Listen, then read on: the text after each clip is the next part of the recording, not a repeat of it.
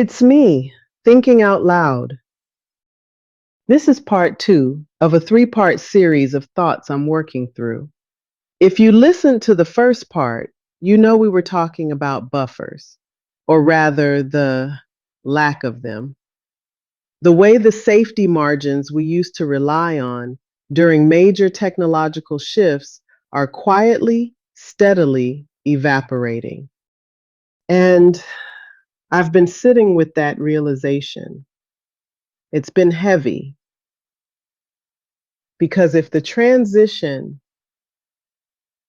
has no real buffer, if the time we have to adapt, to retrain, to simply catch our breath is shrinking to near zero,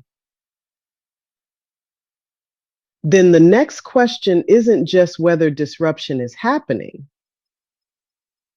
We know it is. The real question, the uncomfortable one, is who actually stands a chance of benefiting from it?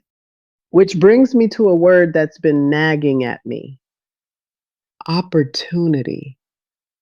I say that word and I feel this physical contraction, a sort of hesitation, because in our industry, opportunity is usually thrown around with this automatic, shiny optimism.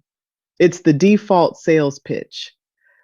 But when time itself has become a luxury item, when the runway to learn and adapt is reserved only for those who can afford to pause, then opportunity starts to look very different. Let's be quiet about it for a second and look at how this actually plays out. There's a rule, a quiet structural rule that we don't like to admit in polite tech company. Those who have get more. It sounds cynical, but it's just mechanics. When cycle times compress, structural leverage compounds. Think about who is actually positioned to move fast right now. It's the people who already have the starting capital, the ones who have the existing leverage, the proximity to power, the deep organizational control, and the technical fluency to plug these new systems directly into their existing engines. If you already have a massive functioning machine, adding AI is like putting a supercharger on an engine that's already running. You move faster, instantly. Your advantage doesn't just grow, it accelerates exponentially.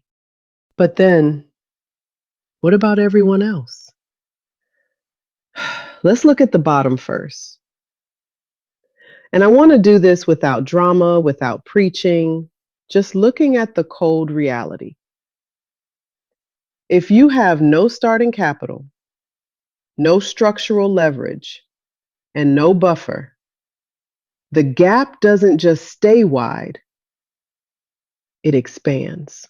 When you are living paycheck to paycheck or running a business with razor thin margins, you don't have the luxury to spend 20 hours a week experimenting with new API integrations or learning how to prompt engineer your workflow. You are just trying to keep the lights on. The silence at the bottom of this transition is what worries me most. It's not a loud, dramatic collapse. It's just a quiet, steady exclusion. And then there's the middle. This is the part of the reflection that feels the most unresolved to me, the ambiguity of the middle. What happens to the people who aren't at the very top, but aren't at the bottom either? The project managers, the mid-level analysts, the writers, the administrators. It feels like standing on a treadmill that someone is slowly speeding up. You're not falling off, not yet, but you are having to run twice as fast just to stay in the exact same spot. There's this deep, exhausting dread of knowing that if you slow down for even a second, you might quietly slide backward. And we don't even have a clear vocabulary to describe this state. It's not unemployment, it's a constant, anxious hyperactivity just to avoid obsolescence. I don't want to frame this as purely negative, and I certainly don't want to frame it as positive. I'm just noticing that access and advantage seem to matter infinitely more right now than optimism. The opportunity may very well be real, but it is not, by any stretch of the imagination, going to be shared. Yeah, I'm still thinking out loud.